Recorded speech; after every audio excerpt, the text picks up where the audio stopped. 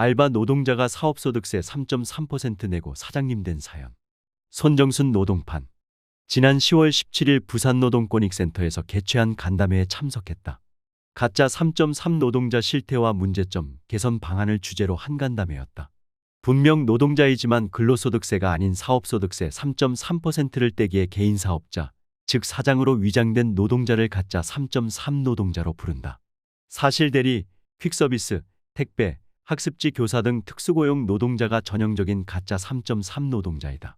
대리운전 노동자는 서로 간의 우스갯소리로 사장님으로 부르기도 한다.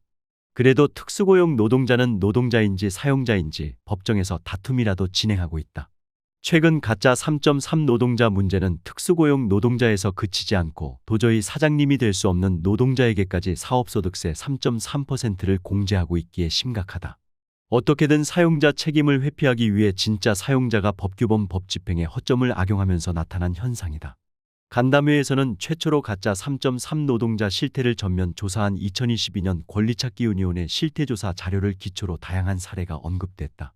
김혜진 전국 불안정노동철폐연대 상임활동가는 쿠팡의 다단계 인력하도급 구조와 만연한 가짜 3.3 노동 실태를 적나라하게 폭로했다.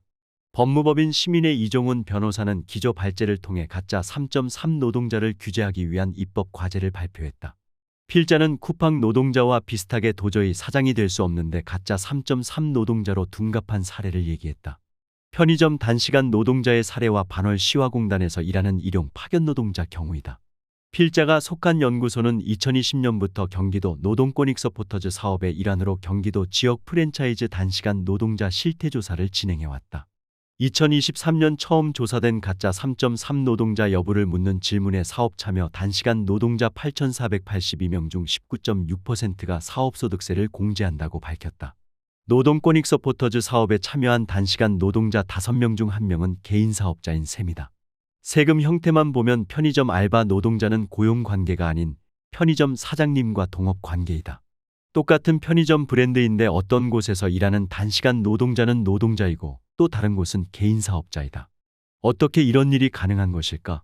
권익서포터즈가 조사를 진행하면서 확인한 사항은 청년층은 자신도 모르는 사이에 개인사업자 계약을 체결한 것으로 30대와 40대 특히 여성 노동자는 실수령 임금 극대화를 위해 암묵적으로 개인사업자 계약을 체결하는 것으로 나타났다. 근로소득세의 최저 세율이 6%이기에 최소한 임금의 2.7%를 아낄 수 있고 4대 보험료를 내지 않아도 돼 실수령액이 많아지기 때문이다. 비단 단시간 노동자뿐만 아니다.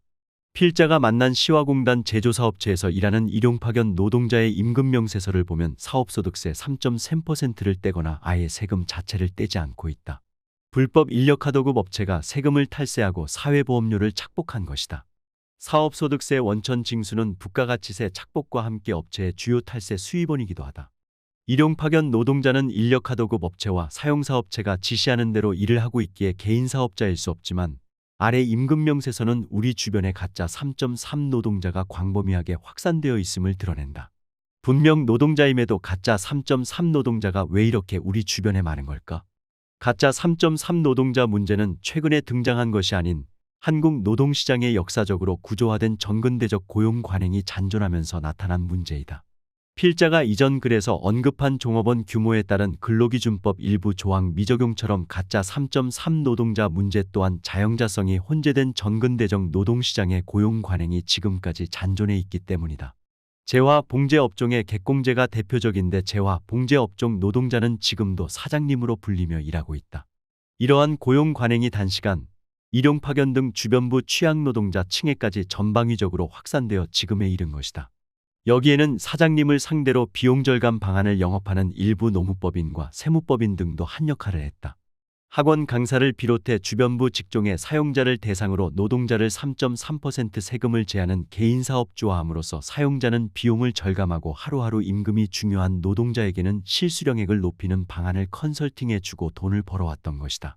가짜 3.3 노동자는 전형적인 편법, 탈법, 불법 고용이다. 강압에 의한 것이든 유인에 의한 것이든 실질에서는 고용관계임에도 사업자 간 계약관계로 위장한 것이기 때문이다. 결과적으로 사용자는 노동자에게 부여해야 할 최소한의 법적 보호를 회피할 수 있다. 실제로는 5인 이상 사업장임에도 개인 사업자화함으로써 근로기준법이 전면 적용되지 않는 5인 미만 사업장으로 만드는 무시 못할 이점도 있다. 노동당국 또한 외형상의 사업자 간 계약 관계라는 형식을 이유로 관리 감독을 회피하는 행태를 보이고 있기도 하다. 가짜 3.3 노동자이기에 이를 바로잡아 달라는 노동자 요구를 오히려 사업자 간 계약 관계라는 이유로 무시하고 있는 것이다. 가짜 3.3 노동자 문제가 야기하는 노동법적 보호로부터의 배제도 문제이지만 노동자에게 부여되는 국민연금, 고용보험, 산재보험 등 복지 체계로부터의 배제도 문제이다. 특히 국민연금이 중요하다. 국민연금은 기초연금과 함께 노인복지에서 핵심이다. 지금 국민연금을 내지 않음으로써 미래 노인복지 체계에서 배제되는 결과로 이어지는 것이다. 그렇지 않아도 노인 빈곤율이 OECD 1등인 한국에서 가짜 3.3 노동자의 확산은 미래의 노인 빈곤 문제를 더 악화시킬 수밖에 없다. 노동자 개인의 복지 배제를 넘어서 가짜 3.3 노동자 문제는 거시경제적으로도 문제이다. 미국 클린턴 정부에서 노사관계 개혁 보고서를 작성한 덜롭은 한국의 가짜 3.3 노동자와 유사한 독립도급계약의 확산이 노동법적 보호를 회피하려는 고용관계상의 문제뿐만 아니라 사회경제적 문제로 이어진다는 점을 강조했다. 사회보험료 미납에 따른 사회안전망 재원 감소와 사회보험 미가입자 증가로 비롯될 미래의 복지 부담 증가, 근로소득세보다 낮은 세율의 세금 납부로 인한 중장기 재원 감소 등 정부의 재정 여력을 악화시키고 사회복지 체계의 토대를 뒤흔들 수 있다는 것이다. 가짜 3.3 노동자 문제는 한마디로 노동자 보호라는 사용자 부담 회피를 넘어서 탈세로 정부의 재정 여력을 잠식하는 악의적 고용 관계인 것이다. 가짜 3.3 노동자 확산 방지와 근절을 위해 지금 무엇을 해야 할까? 10월 17일 간담회에서 이종훈 변호사는 사회보험제도 적용 대상 확대, 일하는 사람 일반에 대한 보호 확대, 근로자 5분류 가능성을 차단하는 방안 등 다양한 입법 과제를 제시했다.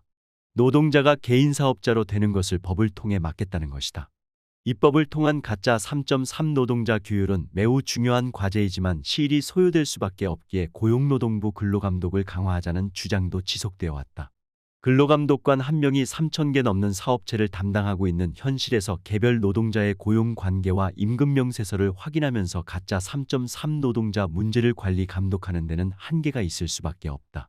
고용노동부가 지자체와 함께 매년 진행하는 유료직업 소개업체 지도감독, 무허가 파견사업체 관리 감독을 보면 알 수 있다. 매년 관리 감독을 하고 있지만 무법천지인 일용파견 노동시장은 여전하기 때문이다. 근로감독 강화보다도 용이하면서 당장 시행할 수 있는 구조적 방안이 있다. 바로 국세청 조세행정 체계와 노동행정의 결합이다. 국세청은 모든 과세와 징세 정보를 체계적으로 관리하는 핵심 국가기구이다. 덜롭 또한 노사관계 개혁 보고서에서 위장 자영업자 식별에 미국 국세청이 노동부와 함께 핵심 역할을 해야 함을 강조하기도 했다.